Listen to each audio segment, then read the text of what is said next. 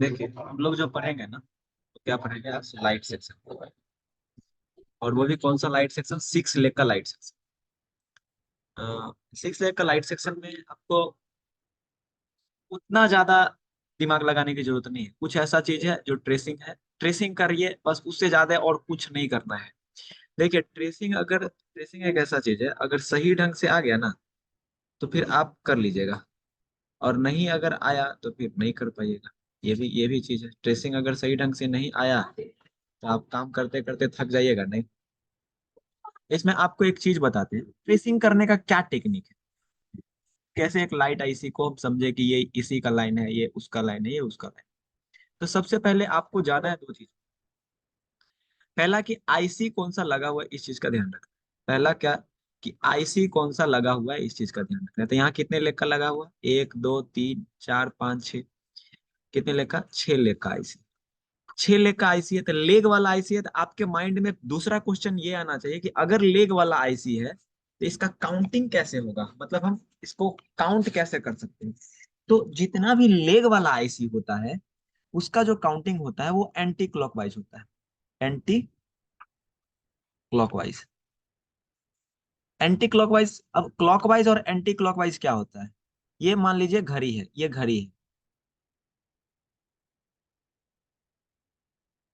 ये क्या है? घड़ी है।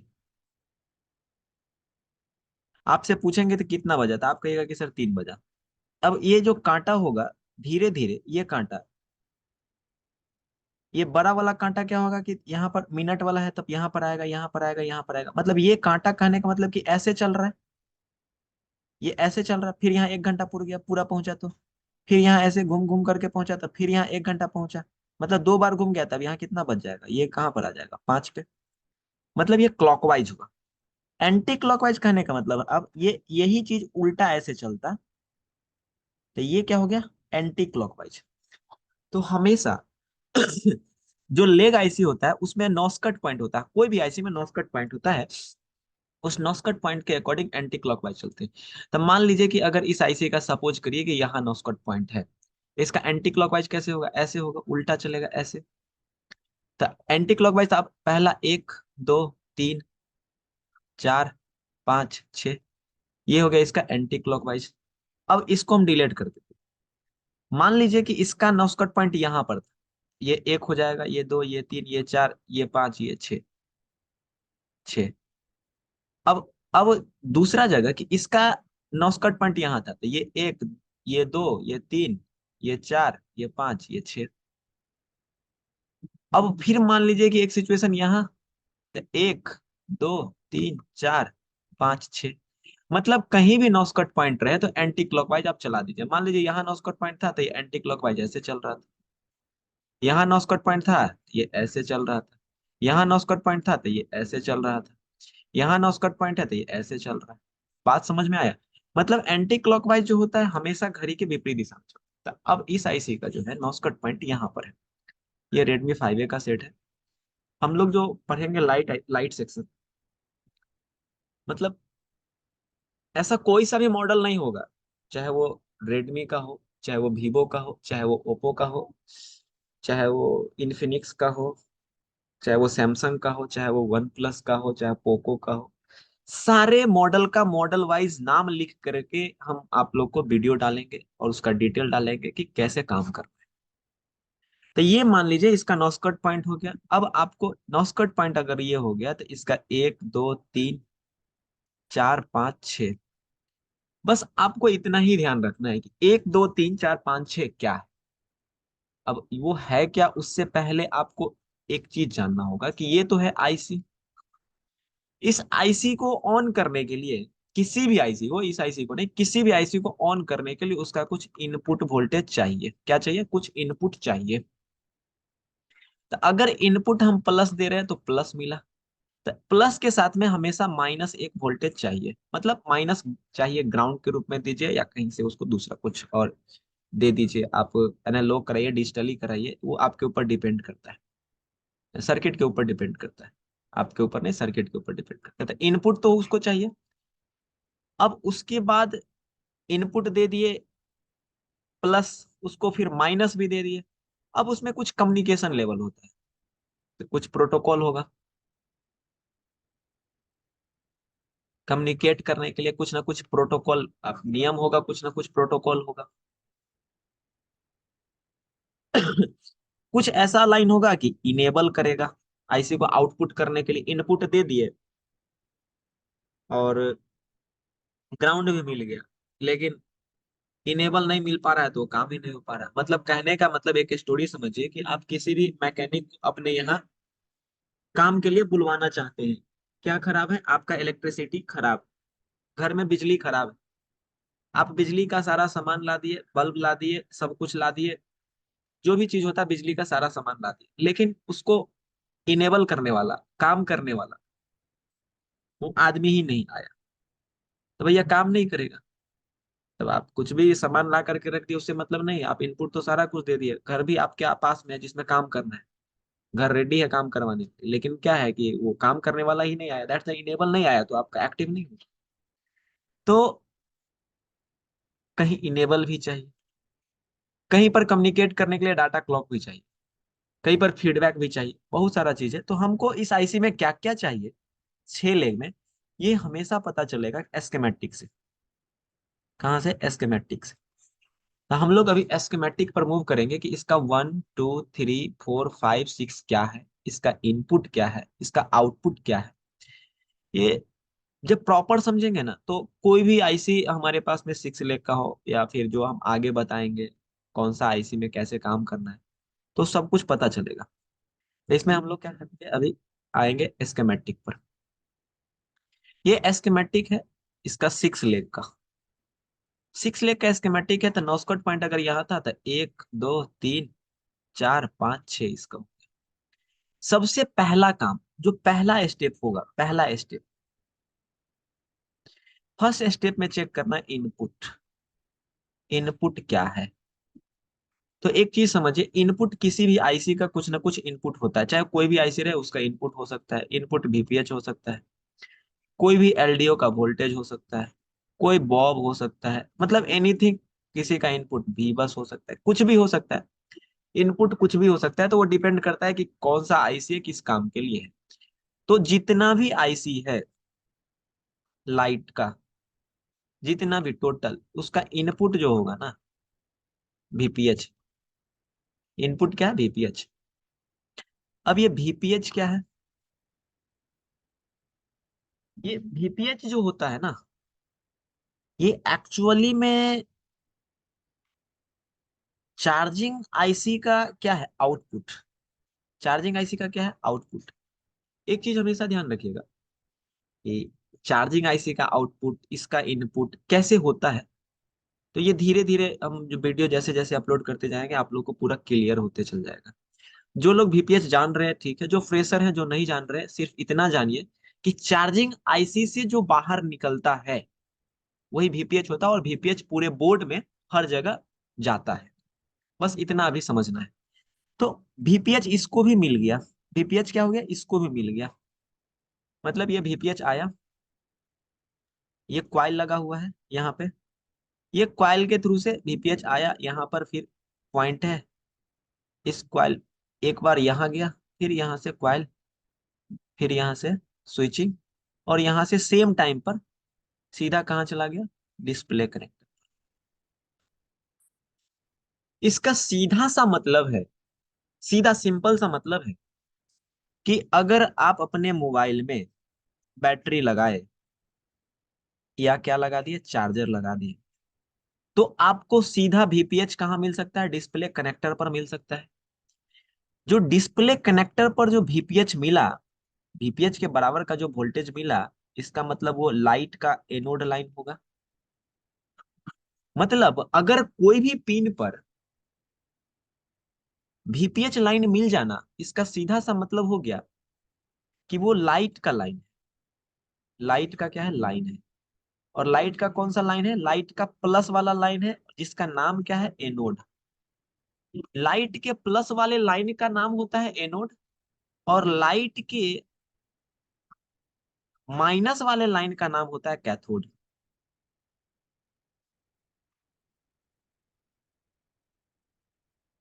K1 K2 K3, ये डिपेंड करता है कि आपका कितना लाइटिंग अंदर में लगा हुआ है, कितना रो, मतलब कि रॉ वाला लाइट है। अब इसमें एक चीज आया, ट्रेसिंग, कि कैसे डायरेक्टली समझे कि ये VPH लाइन ओके है, मतलब इनपुट हमारा ओके है, ये हम कैसे समझे। तो एक चीज देखिए, इनपुट अगर ओके करना है तो फिर से हम एक बार बैक में चलते हैं। इनपुट कैसे ओके होगा,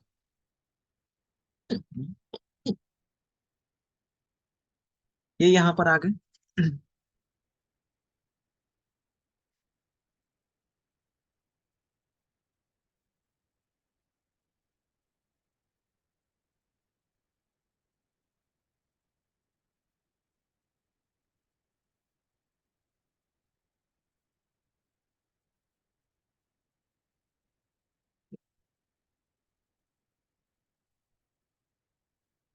ये मान लीजिए क्वाइल लगा हुआ है, ये क्या है, क्वाइल।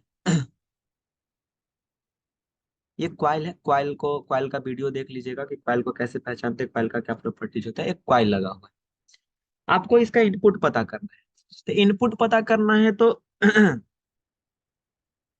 डायरेक्टली अगर इस पॉइंट पर भी अगर आप रखेंगे तो VPH मिलेगा, इस पॉइंट पर भी रखेंगे तो भी VPH आपको मिलेगा, यहां पर भी देखेंगे तो भी VPH मिलेगा, यहां पर भी देखेंगे तो भी VPH मिलेगा, इस पॉइंट पर देखेंगे तो भी VPH मिलेगा, इस पॉइंट पर देखेंगे तो भी VPH मिलेगा। और हो सकता है कि इसके किसी भी लाइन पर आकर के यहाँ पर मिल रहा हो या यहाँ पर किसी भी जगह मिल रहा हो तो भी क्या मिलेगा, VPH। तो यहां से डायरेक्ट, जो देखिए जो फ्रेशर है वो और जो एक्सपर्ट है वो, दोनों के लिए हम एक ऐसा टेक्निक बता रहे हैं कि आपको मोबाइल रिपेयरिंग करने में इतना आसानी होगा, कुछ कहने के लिए। आप फिर बाद में कहिएगा कि हाँ, और ये एक ही लाइट जैसे 6 लेग हो गया, ऐसे नहीं। जितना भी मॉडल होगा मॉडल वाइज हम लाएंगे, आप लोग सर्च करके कभी देखिएगा, लेकिन ये लंबा प्रोसेस होगा, 5-6 महीने का प्रोसेस होगा। हम light section, graphic section, dead section, network section, सारे मॉडल का जिस तरह से बॉर्नियो ला करके रखा है ना, हम उसका वीडियो बना बना करके ला करके रखेंगे कि कहाँ से क्या प्रॉब्लम होगा।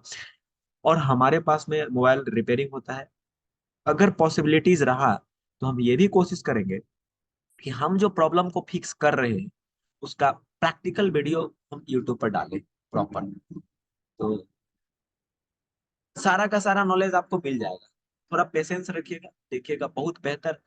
अब जहाँ कहीं भी सीखे, सीख करके आए, देखिए बहुत फर्क हो जाएगा। चलिए। तो हमको इनपुट जानना, एक्चुअल में हमको ये नहीं जानना कि वोल्टेज आ रहा है, वोल्टेज तो आ रहा है ठीक है, लेकिन हम जानेंगे कि इस पॉइंट पर आ रहा है पहले कि इस पॉइंट पर पहले आ रहा है। तो क्वाइल को पहले रिमूव कर देंगे, जैसे ही हम क्वाइल को रिमूव करेंगे तो हमको दो पॉइंट मिलेगा।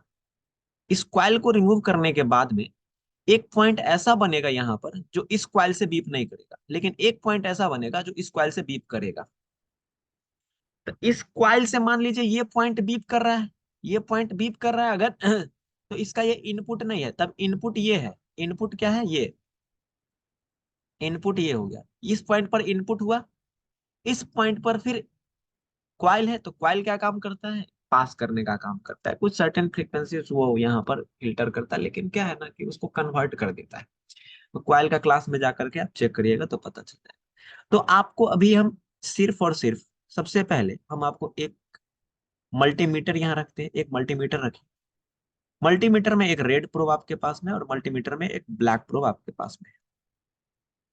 अब जो रेड प्रोब है उस प्रोब को हम क्या करते हैं, ग्राउंड। आप सभी लोगों के एक माइंड में आ गया होगा, जैसे ही रेड प्रोब ग्राउंड हुआ तो ये जो मल्टीमीटर चलेगा ये अब किस मोड पे चलेगा भैया, डायोड मोड पर। ये सीधा माइंड में सारे लोग को आ गया होगा जो पढ़ रहे हैं। मतलब यहाँ पर हम क्या चेक करने जा रहे हैं, GR चेक करने जा रहे हैं, चाहे जो भी GR आएगा। अब इस हम ब्लैक वाले को लेंगे, ब्लैक वाले को जो हम लिए तो ब्लैक वाले को सबसे पहले ला करके हम यहाँ इस क्वाइल पर रखें। क्वाइल पर रखे तो इसका कुछ ना कुछ GR आया। अब जो भी GR आया, मान लीजिए 425 इसका GR आया। अब हम यहां से उठा करके इसको इस पॉइंट पर रख रहे हैं, मतलब रेड वाला फिक्स कर दिया, रेड वाला क्या हो गया, फिक्स, उसको नहीं उठाना है। यहां पर जो GR आया ये भी GR कितना है, 425। अब हम इसको उठा करके इस कॉइल को उठा करके, सॉरी, इस प्रोब को उठा करके ब्लैक वाले को यहां पर रखें।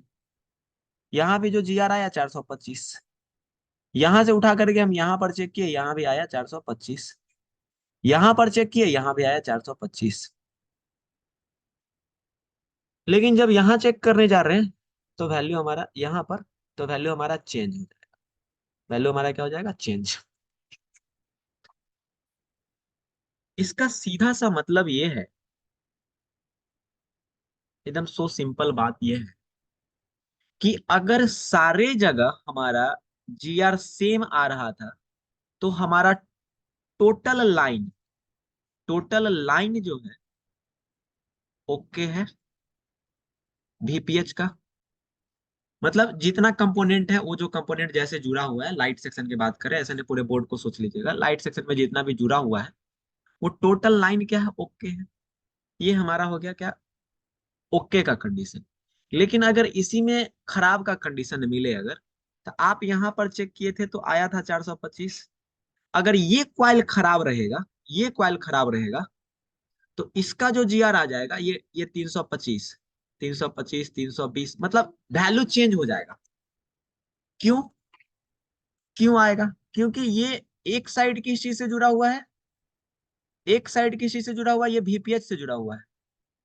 और इस साइड जो जीआर आ रहा है ना, इस साइड जो जीआर आ रहा है ना, ये आपका यहां से जो जुड़ा हुआ है और यहां से जो जुड़ा हुआ है, इसका जीआर आ रहा है। तो दोनों का जीआर सेम नहीं हो सकता है। दोनों का जीआर क्या हो सकता है? सेम नहीं होगा।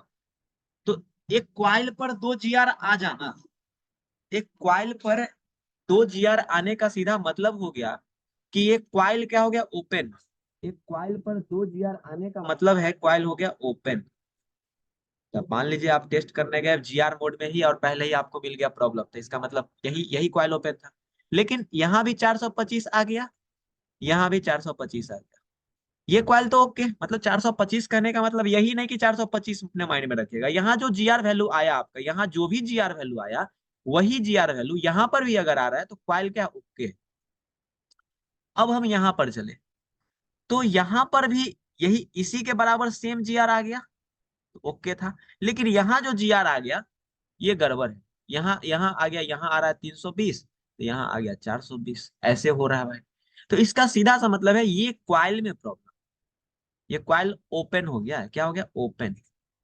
बस ऐसे करके अगर टेस्ट करेंगे तो आप लोग अच्छा से रिपेयरिंग कर पाएंगे। यहां तक, यहां से यहां तक सेम जीआर अगर है, यहां से यहां तक कंटिन्यूटी है, तो आपका लाइन, ये लाइन, ये क्वाइल ओपन नहीं है, ओके कंडीशन में है। अब इसके हम किस साइड चले जाएंगे? दूसरे साइड। तो ये तो हमारा कूल टेस्ट में था, सीटी स्कैन इसको बोलते कूल टेस्ट। अब हम इसको क्या कर देते? Hot test, HT. Hot test में फिर से एक हम क्या लेंगे? अपना एक मल्टीमीटर लेंगे। इसमें हमारा एक प्रोब ब्लैक होगा और दूसरा प्रोब हमारा रेड होगा। रेड प्रोब और ब्लैक प्रोब को हम फिर से रखेंगे। रेड प्रोब, ब्लैक प्रोब को इस बार हम ग्राउंड करेंगे। सॉरी, ब्लैक कलर लेना है। ब्लैक प्रोब को हम इस बार क्या करेंगे? ग्राउंड करेंगे। ग्राउंड, ग्राउंड जो होगा फिक्स कर दिया अभी। हमारे पास में बचा रेड प्रोब। अब जो ये जो था ये किस मोड में आ गया? जो रोटेटरी हमारा, ये वोल्टेज मोड में। मल्टीमीटर का जो आएगा यहाँ वोल्टेज मोड लिखाएगा, वहां डायोड मोड था, यहाँ वोल्टेज मोड, यहाँ वोल्ट दिखाएगा। अब ये जो है हमारा रेड प्रोब, रेड प्रोब से हम यहाँ पर रखे, वीपीएच के बराबर वोल्टेज मिल रहा है, मतलब 3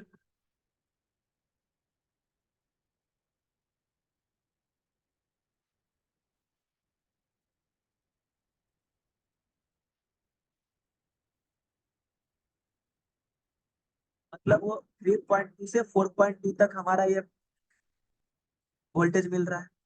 इस पॉइंट पर भी देखे थ्री पॉइंट, इस पॉइंट पर भी देखे तो 3.2 से लेकर के 4.2 तक मिल रहा है। इस पॉइंट पर भी देखे 3.2 से 4.2, इस पॉइंट पर भी देखे 3.2 से 4.2, इस पॉइंट पर भी देखे 3.2 से 4.2, यहाँ पर भी देखे 3.2 से 4.2। चलिए, मतलब कह सकते हैं कि वोल्टेज लेवल पर ये सही है। अगर जो स्मार्ट रिपेयरिंग करते हैं, जो फ्रेशर है, वो तो इस स्टेप से करिएगा शुरू में, क्योंकि आदत जब डालिएगा तो आपको ट्रेसिंग पता चलेगा। जो एक्सपर्ट बंदा है, जिनको एकदम प्रॉपर नॉलेज है, वो सीधा कहीं नहीं चेक करिए, डिस्प्ले कनेक्टर का किसी पिन पर आइए, खास करके कॉर्नर वाले पिन को चेक करिएगा। जो एनोड और कैथोड में जो होता है वो कॉर्नर ज्यादा रहता है, कोई साइड का कॉर्नर, वहां पर सीधा पता कर लीजिए वीपीएच। वहां पर सीधा क्या पता कर लीजिए, वीपीएच। अगर वीपीएच वहां पर है, अगर क्या है, वीपीएच वहां पर है, वीपीएच का वोल्टेज है, मतलब 3.2 से लेकर के 4.2 तक है, तो इसका सीधा सा मतलब हो गया कि ये जो लाइन है, लाइट आईसी का पॉजिटिव लाइन, तो लाइट आईसी के पॉजिटिव लाइन को ही हम एनोड कहते हैं।